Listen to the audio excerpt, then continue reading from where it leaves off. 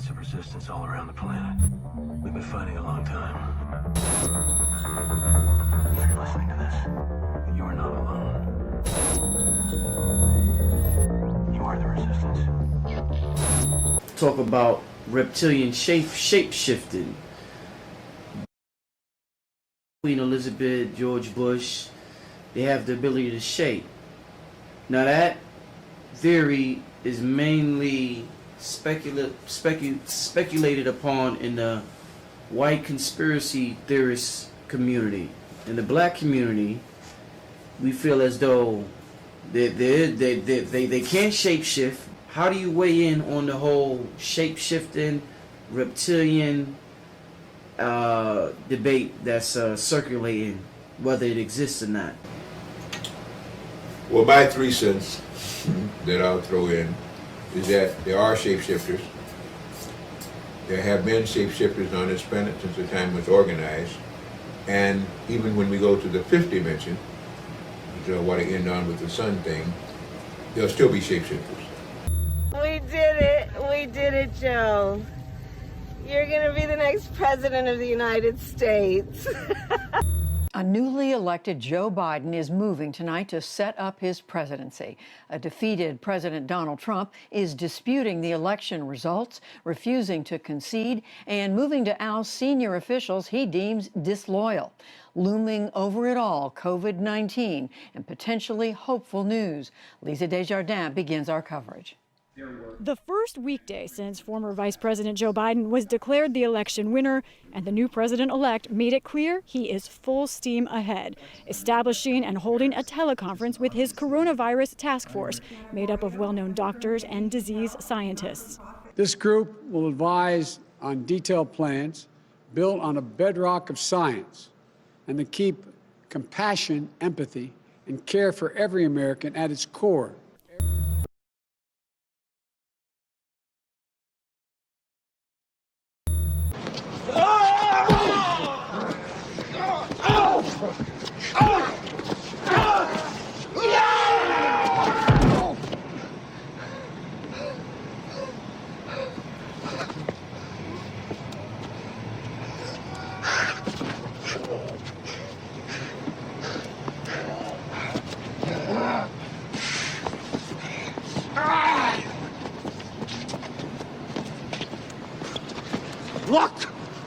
Look at them, they're everywhere! I don't know, maybe they can see. Allie, 5th and Spring. Now hold on. You ain't the first son of a bitch to wake up out of their dream. Mr. Biden outlined a specific plan he and Vice President-elect California Senator Kamala Harris have for fighting the pandemic when they take over in January. Make rapid testing available, deploy more contact tracing, give clear guidelines to businesses and schools, and address communities, including minority communities, hardest hit.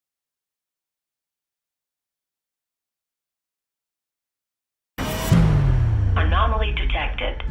Armed guards will be arriving in 4 to 6 hours. You must not attempt to leave your home, or you will be shot on sight.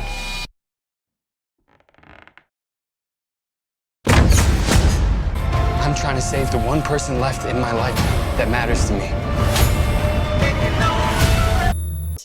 This comes as drug maker Pfizer announced a seeming breakthrough.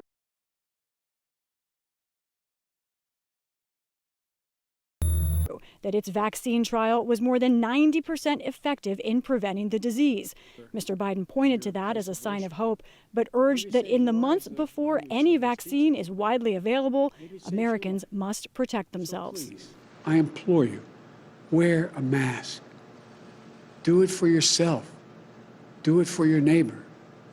A mask is not a political statement.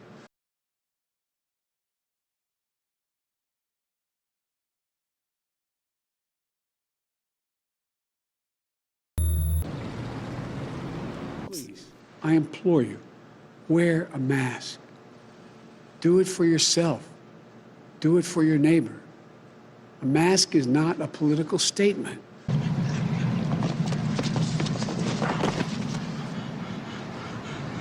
Brother, life's a bitch. She's back in heat. built their reputations and career on the segregation of race in this country. And it was not only that, but you also worked with them to oppose busing. And, you know, there was a little girl in California who was part of the second class to integrate her public schools. And she was bused to school every day. And that little girl was me. So I will tell you that on this subject, it cannot be an intellectual debate among Democrats. We have to take it seriously. We have to act swiftly. It's a mischaracterization of my position across the board. I did not praise racist. That is not true.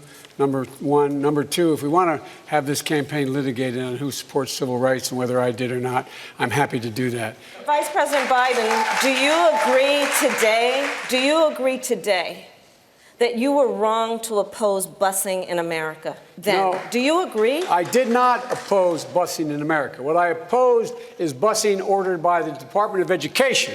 That's what I opposed. Well, there was a failure of states to integrate public schools in America. I was part of the second class to integrate Berkeley, California public schools almost 2 decades after Brown v. Board of Education. Because your city council made that decision. It was a local decision. So that's where the federal government must step in. That's why we have the Voting Rights Act and the Civil Rights Act.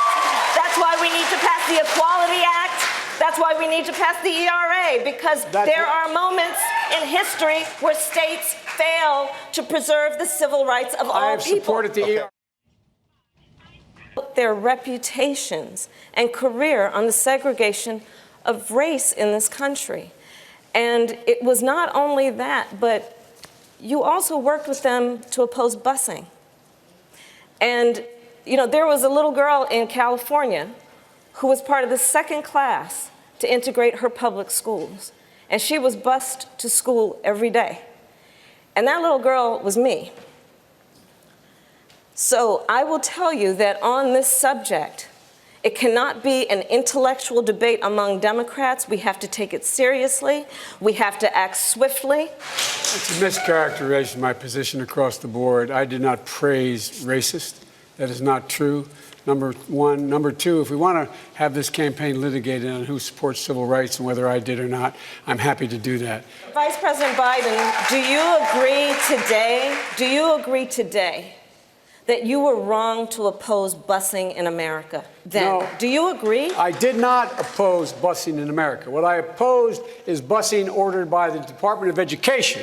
That's what I opposed. Well, there was a failure of states to integrate public schools in America. I was part of the second class to integrate Berkeley, California public schools almost 2 decades after Brown v. Board of Education. Because your city council made that decision. It was a local decision. So that's where the federal government must step in. That's why we have the Voting Rights Act and the Civil Rights Act. That's why we need to pass the Equality Act. That's why we need to pass the ERA, because there are moments in history where states fail to preserve the civil rights of all people. The world needs a wake-up call. We're gonna phone it in.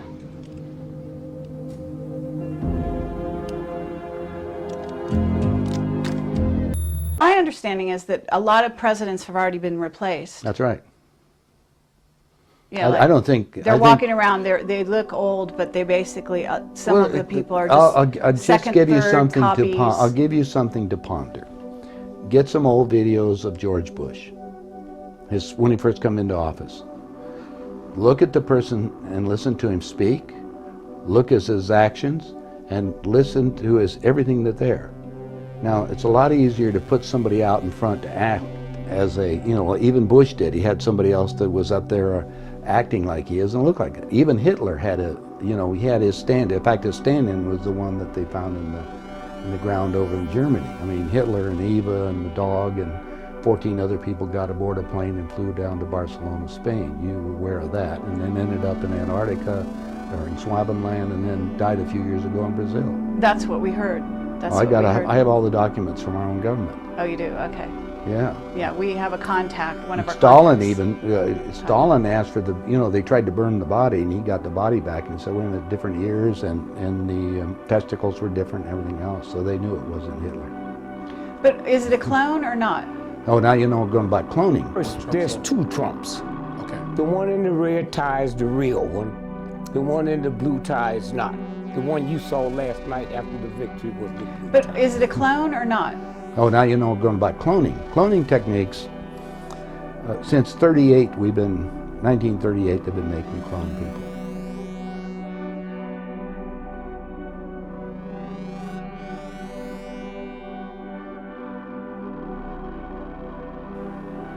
There's 8 countries making clones. I have a doctor friend that all it does is treat the clones.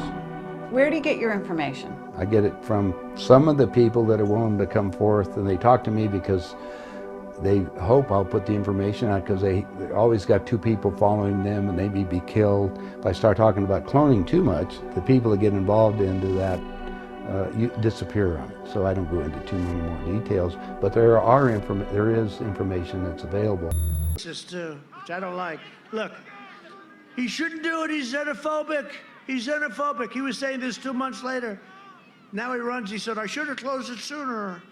This guy, between the fracking and the ban and everything else, and he wants to delay the vaccine and impose a years-long lockdown. Nope, you got to open up.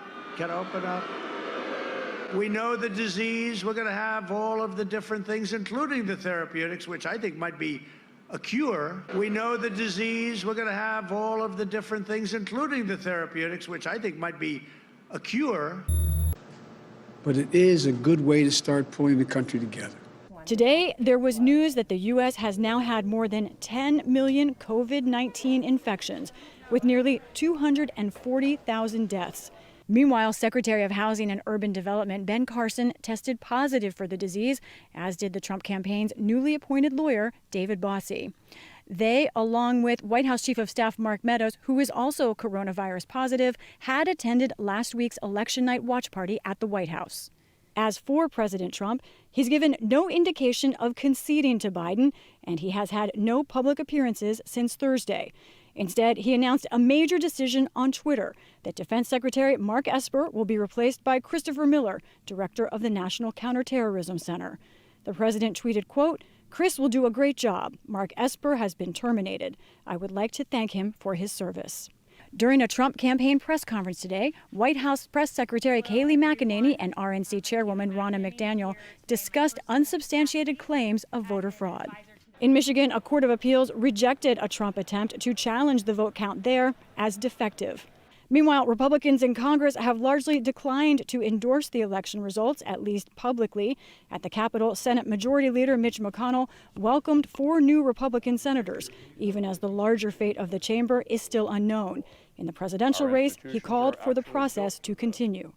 We have the system in place to consider concerns, and President Trump is 100% within his rights to look into allegations of irregularities and weigh his legal options. But fellow Republican Senator Susan Collins, fresh off her own victory last week in Maine, released a definitive statement openly congratulating President-elect Biden. Then there are some like Senator Lindsey Graham on Fox yesterday. He urged a continued fight. If Republicans don't challenge and change the U.S. election system, there'll never be another Republican president elected again. President Trump should not concede. And Emily Murphy, administrator of the General Services Administration and a Trump appointee, has yet to ascertain that Mr. Biden has won the presidential election, potentially delaying the presidential transition. Some world leaders were quick to congratulate Mr. Biden and Senator Harris. Chancellor Angela Merkel of Germany. I congratulate Joe Biden from the bottom of my heart on his election to the 46th President of the United States of America. Some countries like Russia and China say they're waiting for all of the votes to be counted. We noticed that Mr. Biden has declared election victory. We understand that the U.S. presidential election result will be determined following U.S. law and procedures. And as the Trump campaign lawsuits play out, the counting of remaining ballots continues, with voter turnout already hitting a 50-year high. The Associated Press has yet to announce a winner in Alaska, North Carolina, and Georgia.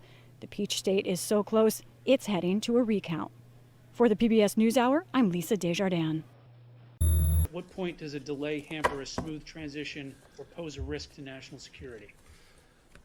There will be a smooth transition to a second Trump administration. There will be a smooth transition to a second Trump administration. Right? We're ready. The world is watching what's taking place here. We're going to count all the votes. When the process is complete, there'll be electors selected. There's a process. The Constitution lays it out pretty clearly. The world should have every confidence that the transition necessary to make sure that the State Department is functional today, successful today, and successful with the president who's in office on January 20th, a minute afternoon, will also be successful. I went through a transition on the front, and I've been on the other side of this.